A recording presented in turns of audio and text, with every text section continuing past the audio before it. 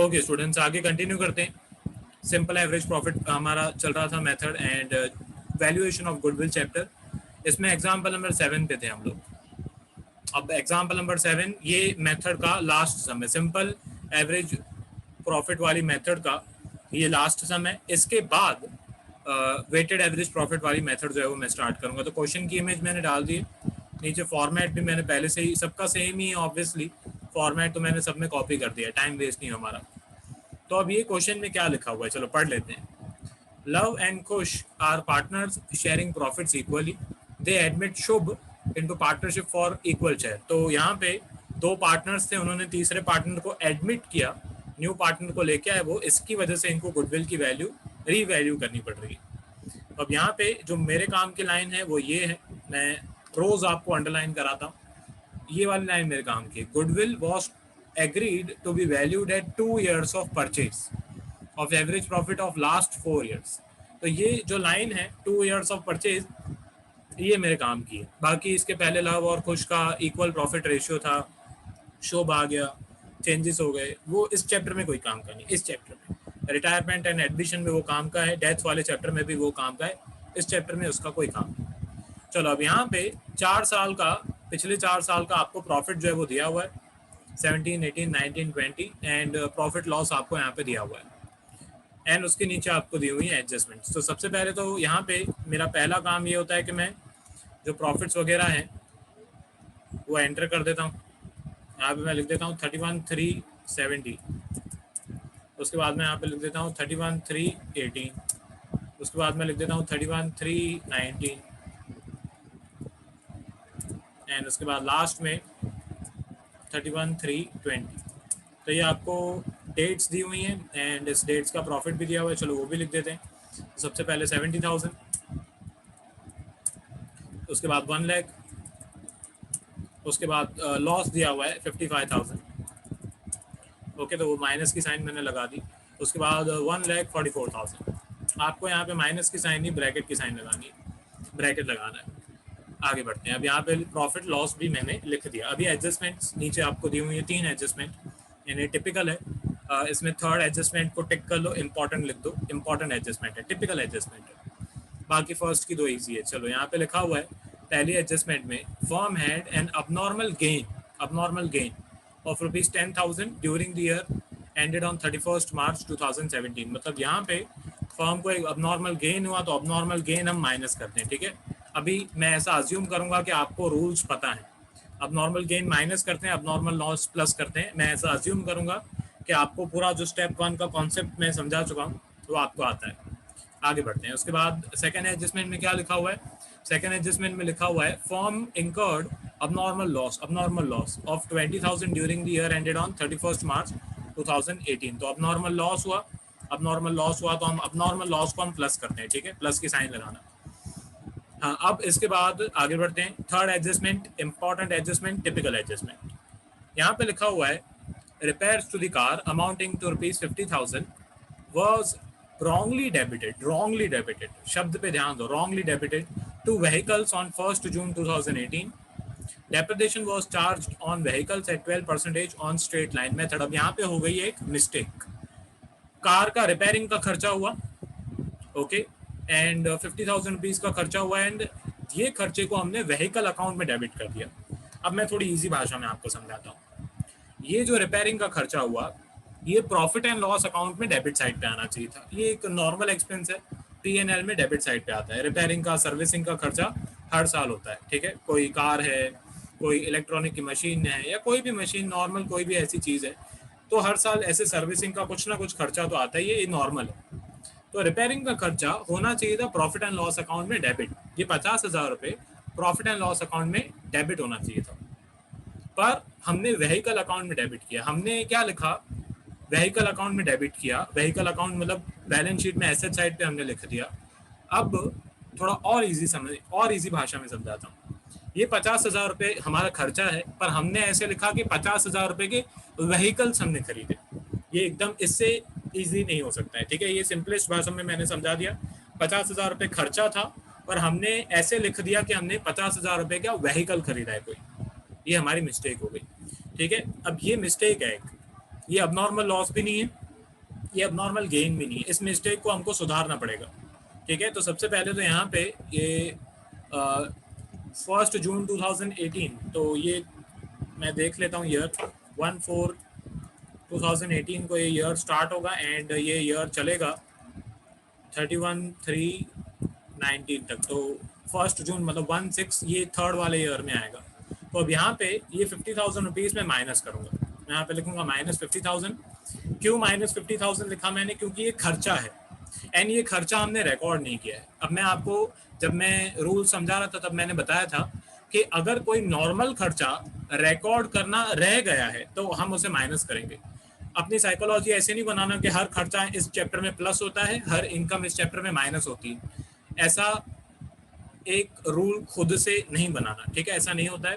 अगर कोई नॉर्मल खर्चा है जो कि रिकॉर्ड होना रह गया तो वो आप उसे रिकॉर्ड करोगे, ठीक है, आप उसे रिकॉर्ड करोगे। मतलब ये खर्चा था, रिकॉर्ड होना रह गया तो मैंने माइनस कर दिया, खर्चा है तो माइनस करेंगे ऑब्वियसली। ये जो खर्चा था ऊपर क्वेश्चन में लिखा हुआ है अब नॉर्मल लॉस था ये, ठीक है, अब नॉर्मल लॉस नहीं चाहिए, तो अब नॉर्मल लॉस था इसीलिए मैंने प्लस किया। चलो ठीक है, अभी 50,000 रुपीज़ ये नॉर्मल खर्चा था, हमने गलती से लिख दिया कि हमने व्हीकल खरीदे हैं तो हमने माइनस कर दिया, मैंने सुधार दी गलती। अच्छा, अब हमने 50,000 रुपीज़ पे यहाँ से इंटरेस्टिंग होता है। चलो यहाँ तक भी बहुत सारे स्टूडेंट समझ जाते हैं, पर इसके बाद बहुत सारे स्टूडेंट्स को डाउट होता है। ध्यान से समझ लो, हमने क्वेश्चन में लिखा हुआ है कि 12% डेप्रिसिएशन हर साल निकलता है, ठीक है, स्ट्रेट लाइन मेथड लिखा हुआ है पर उससे कोई फर्क नहीं पड़ता है, आरबीएम हो या स्ट्रेट लाइन हो, इस सब में कोई फर्क नहीं पड़ता है। तो 50,000 जो है ये इस पे 12% अगर आप निकालो, मैं यहाँ पे साइड में कैलकुलेशन कर देता हूँ, तो 50,000 का 12% ये अगर हम निकालें तो ये 50,000 का 12% आता है 6,000। चलो मैं ऊपर लिख भी देता हूँ, 50,000 का 12% ये आता है 6,000। ये है पूरे साल का, मैं यहाँ पे लिख देता हूँ पर एनम। अब ध्यान से समझो, ये जो हमने गलती की ये कौन सी डेट पे की वो बहुत इंपॉर्टेंट है। ये जो गलती हमने की ये हमने की है 1/6/2018, ये गलती हमने की है 1/6/2018 को। अच्छा, अब ये डेप्रिसिएशन जो है 6,000 रुपये, ये पूरे साल का डेप्रिसिएशन है, ये निकलना ही नहीं चाहिए था क्योंकि ये 50,000 रुपीज़ जो है ये खर्चा है, ये हमने कोई व्हीकल नहीं खरीदा, पर हमने यहाँ पे गलती से लिखा है कि हमने व्हीकल खरीदा है, तो ये 6,000 रुपीज़ हमको रिवर्स करना पड़ेगा, ठीक है। ये माइनस किया हुआ है, हमको नहीं करना था ये माइनस, हमने गलती से माइनस कर दिया है, तो अभी हम इसको उल्टा करेंगे, रिवर्स करेंगे, करेक्ट करेंगे, रेक्टिफाई करेंगे, तो प्लस कर देंगे।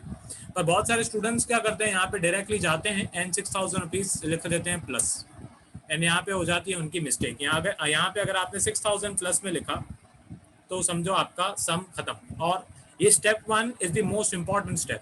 स्टेप 1 में अगर आपने गलती कर दी तो आगे ठन ठन गोपाल सब, स्टेप 2 भी गलत आएगा, स्टेप 3 ऑब्वियसली स्टेप 3 के मार्क्स नहीं होते हैं क्योंकि ये क्वेश्चन में दिया हुआ होता है, स्टेप 4 भी गलत आएगा एंड गुडविल की जो वैल्यू है वो भी गलत आएगी। मतलब स्टेप 1 में अगर आपने गलती की तो टीचर बिना देखे आगे पूरा सम आपका रॉन्ग कर देगी। ध्यान से समझो, ये डेप्रिसिएशन जो है ये 6,000 रुपये नहीं है, ठीक है, यहाँ पे मैं प्लस 6,000 नहीं लिखूंगा, यहाँ पे आपको जो मंथ्स हैं वो कैलकुलेट करने पड़ेंगे। देखो पूरे साल का डेप्रिसिएशन है 5,000, 50,000 का 12% 6,000, ये पूरे साल का है, पर हमने पूरे साल का डेप्रिसिएशन चार्ज किया ही नहीं है, हमने ये गलती कब की है 1/6 को। ओके, तो 1/6 से लेकर 31/3 तक कितने मंथ्स होते हैं पहले ये गिनो, ठीक है, 1/6, 7, 8, 9, 10, 11, 12, 1, 2, 3, ठीक है, टोटल आपको यहाँ पे जो मंथ्स हैं वो काउंट करने हैं, ये गलती के बाद वाले, ठीक है। तो 6 का ये 6 पूरा महीना, फिर 7, 8, 9, 10, 11, 12, 1, 2, 3, ठीक है, तो ये 9 मंथ्स एंड ये 10 मंथ्स, तो टोटल 10 महीने का डेप्रिसिएशन निकलना चाहिए था। तो यहाँ पे मैं नीचे लिख देता हूँ इक्वल्स टू 50,000 का 12% मल्टीप्लाई बाय 10/12, ठीक है। मल्टीप्लाई बाय 10/12 मैंने क्यों लिखा, क्योंकि मेरे को 10 महीने का डेप्रिसिएशन चाहिए, ठीक है। तो अब इसकी कैलकुलेशन 50,000 का 12% मल्टीप्लाई बाय 10/12, इसका आंसर आता है 5,000। ये 5,000 है डेप्रिसिएशन ऑफ 5 मंथ्स, और ये 5,000 रुपीज़ हमें चाहिए, ये ऊपर जो 6,000 रुपीज़ है वो हमें नहीं चाहिए।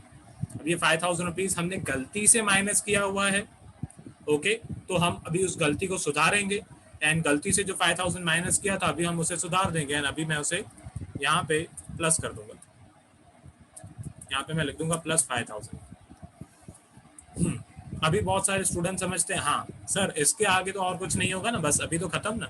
नहीं, इसके बाद एक हिडन पॉइंट है, इसी एडजस्टमेंट में एक हिडन पॉइंट है जो आपको मैं अभी समझाता हूँ। ऑब्वियसली जब मैं था आपके जितना तब ये वाली पॉइंट हमको सर ने पूछी थी कि अभी आपके हिसाब से इसके आगे और ये एडजस्टमेंट में कुछ और है कि नहीं, तो सबने नॉर्मली हमने बोला कि सर अभी बस इसके आगे और क्या होगा।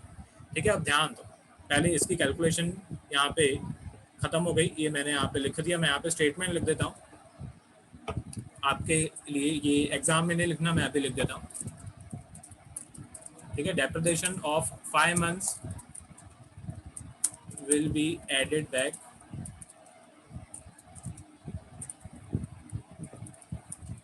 because the mistake was made on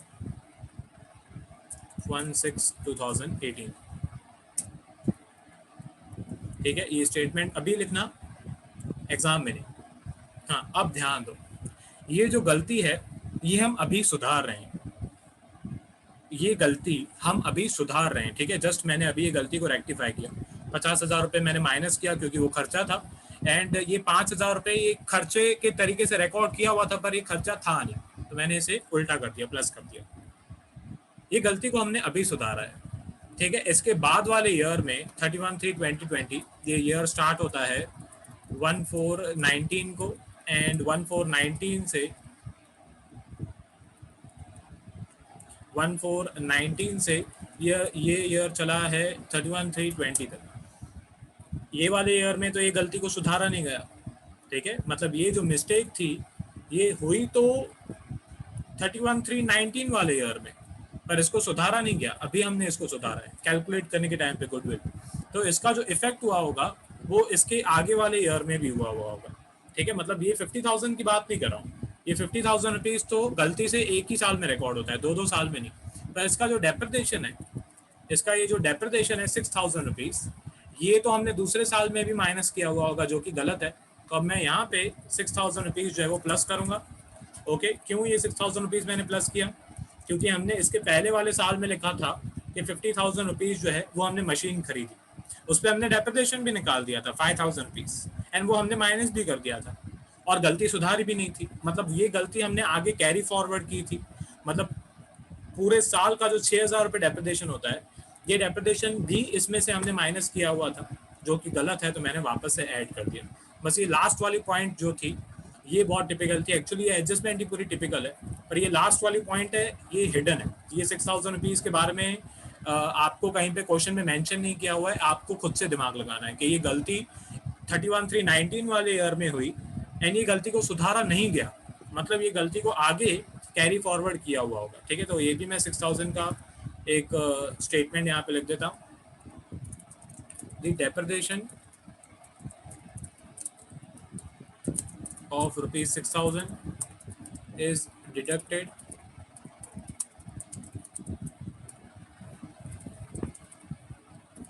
in the year ended on 31/3/20 by mistake.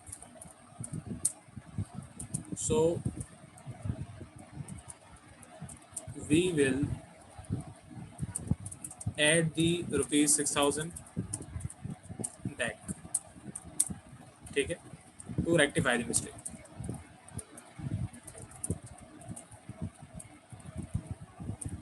चलो ये हो गया। अब मैं यहाँ पे इसकी कैलकुलेशन लिख देता हूँ। तो ये 70,000 में से 10,000 माइनस करेंगे तो ये आ जाएगा 60,000। 1 लाख में 20,000 प्लस करेंगे तो ये हो जाएगा 1,20,000। ठीक है, यहाँ पे माइनस 55,000 है, उसमें से 50,000 और माइनस करना है एंड 5,000 प्लस करना है। ठीक है, तो इसका आंसर क्या आएगा, इसका आंसर आ रहा है -1 लाख। ठीक है, अभी बहुत इजी है, अभी खत्म। एंड यहाँ पे 1,44,000 में 6,000 प्लस करेंगे तो इसका आंसर आ रहा है 1,50,000। अभी इसका टोटल कर देते हैं। ठीक है, तो ये सारी वैल्यू इसका टोटल आ रहा है 2,30,000। ओके बस अभी तो वैल्यूज पुट करनी है। तो एवरेज प्रॉफिट, तो टोटल प्रॉफिट है 2,30,000 एंड अपॉन में नंबर ऑफ ईयर्स हैं 4। तो यहाँ पे 2,30,000 में साइड में डिवाइड कर देता हूँ। 2,30,000 डिवाइड बाई 4, तो ये होता है ₹57,500।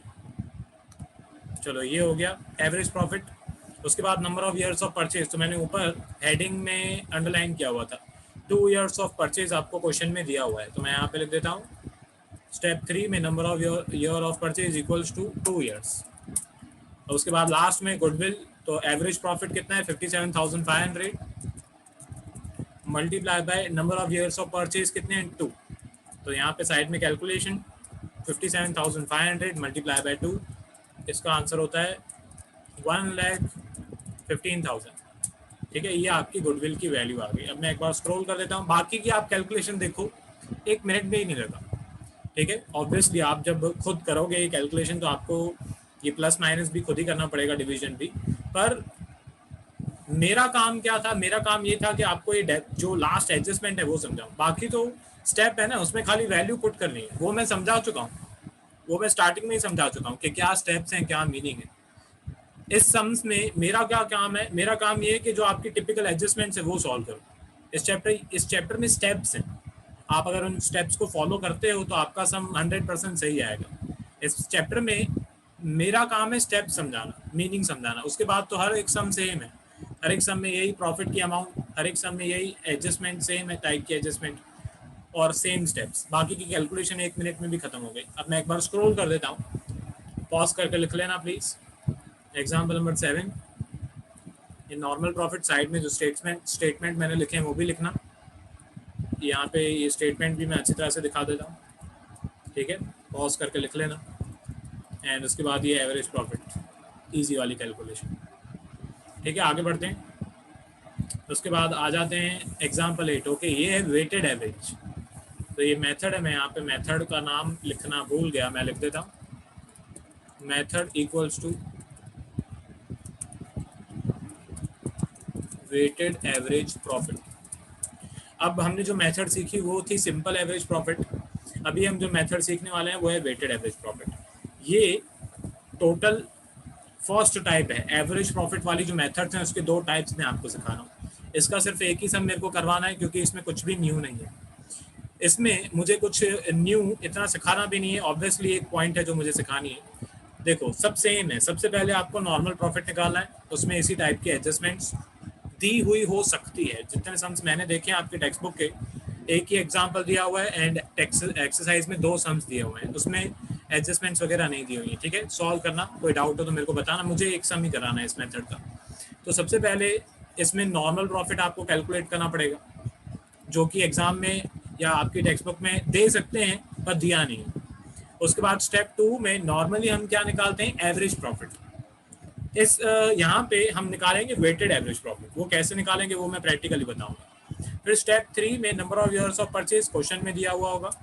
स्टेप 4 गुडविल में average profit multiply by number of years of purchase होता है, पर यहाँ पे weighted average profit multiply by number of years of purchase होगा। ठीक है, बस इतना ही चेंज है। अब मैं एक प्रैक्टिकल सम कराऊंगा, मेरे को बस ये एक सम कराना है, एग्जाम्पल 8। एंड ये बहुत ईजी है। देखो आपको यहाँ पे ईयर्स दिए हुए, मैं ईयर्स लिख देता हूँ 31/3/17, 31/3/18, 31/3/19, उसके बाद 31/3/20, उसके बाद 31/3/21। उसके बाद आपको इनका प्रॉफिट दिया हुआ है, वो भी मैं लिख देता हूँ। चलो 40,000, 48,000, 60,000, 50,000, 36,000। उसके बाद आपको, अगर आप नीचे ध्यान से रीड करो, लिखा हुआ है calculate the value of goodwill on the basis of 3 years of purchase. ये मेरे काम की लाइन, यहाँ पे मैं अंडरलाइन कर देता हूँ, calculate value of goodwill on the basis of 3 years of purchase of weighted average profit method.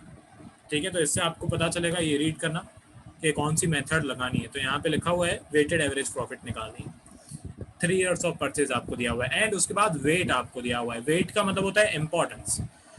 ये मैं थोड़ी थियरी अगर समझाऊं, इसके बैकग्राउंड में जाऊं, तो सिंपल एवरेज प्रॉफिट में हर ईयर को सेम इंपॉर्टेंस, वेट का मतलब होता है इंपॉर्टेंस। तो सिंपल एवरेज प्रॉफिट मेथड की ये लिमिटेशन है कि उसमें हर एक ईयर को सेम इंपॉर्टेंस दी जाती है, जो कि रियल लाइफ में पॉसिबल नहीं है। कुछ ईयर्स में कुछ ईयर्स जो हैं बिजनेस के लिए ज़्यादा इंपॉर्टेंट होते हैं, कुछ ईयर्स बिजनेस के लिए कम इंपॉर्टेंट होते हैं।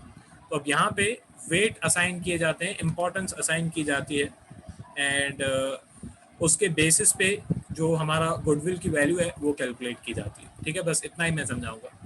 अब वेट जो है ज़्यादातर तो क्वेश्चन में आपको देते हैं, जैसे यहाँ पे दिया हुआ है 1 2 3 4 5, पर कभी कभी क्वेश्चन में नहीं भी देते हैं। तो जब क्वेश्चन में नहीं दें तब आपको अपने आप से 1 2 3 4 5 लिख देना है। क्वेश्चन में अगर वेट की वैल्यू दें तो हाँ वही लिखो। ओके, क्वेश्चन में अगर वेट की वैल्यू नहीं दें तो खुद ही 1 2 3 4 लिख दो। चलो, इसके बाद इजी है। इसके बाद आपको एक कॉलम बनाना है वेटेड प्रॉफिट का। मतलब ये 40,000 मल्टीप्लाई बाय ये वेट आपको करना है। 40,000 वन जा होता है 40,000, उसके बाद नीचे 48,000 टू जा ये होता है 96,000, 60,000 थ्री जा 1,80,000, 54 जा 2,36,000 मल्टीप्लाई बाय 5 जा 1,80,000। ठीक है, तो ये सारी वैल्यूज को मल्टीप्लाई कर दिया, इनका टोटल भी निकाल देते हैं। तो इसका टोटल आ रहा है 6,96,000। इसको हम बोलते हैं टोटल वेटेड प्रॉफिट। अब यहाँ पे नीचे लिख देता हूँ। अच्छा, इस कॉलम का भी टोटल करना पड़ेगा, टोटल वेट। तो ये 1 2 3 4 5 प्लस करके आ रहा है 15। तो टोटल वेट है 15, टोटल वेटेड प्रॉफिट है 6 लाख। यहाँ पे मैं लिख देता हूँ रुपीज 6,96,000। अब इसके बाद आपको वेटेड एवरेज प्रॉफिट निकालते हैं। देखो, हमने अभी तक सिंपल एवरेज प्रॉफिट मेथड सीखा, उसमें इस टाइप की यहाँ पे एडजस्टमेंट्स होती थी, यहाँ पे भी एडजस्टमेंट्स हो सकती है पर देते नहीं है कभी भी। यहाँ पे देते हैं वो लोग वेट। तो सिंपल है, आपको प्रॉफिट को वेट के साथ मल्टीप्लाई कर देना है। हाँ, अब स्टेप 2 में क्या होता था? स्टेप 2 में हम निकालते थे एवरेज प्रॉफिट।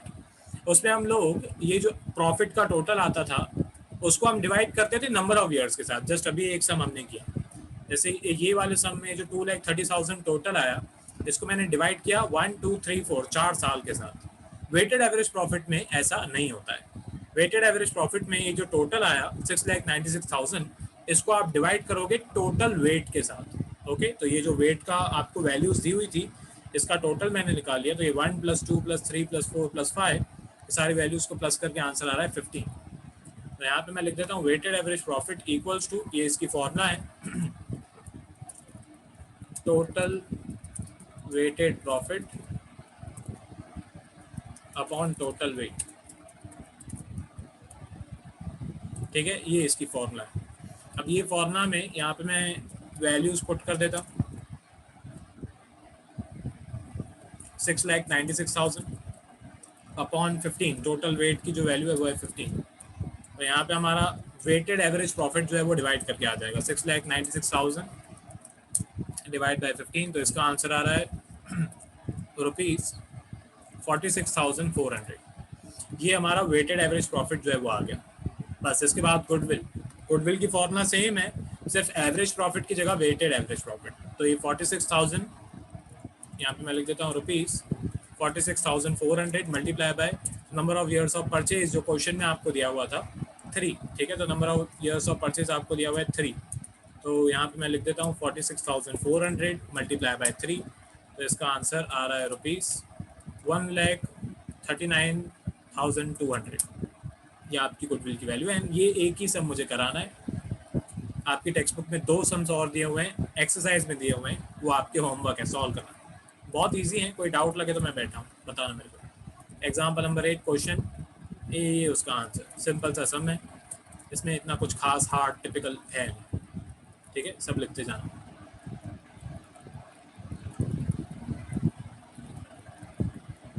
इसके बाद अभी जो हम मेथड सीखने वाले हैं वो है सुपर प्रॉफिट मेथड।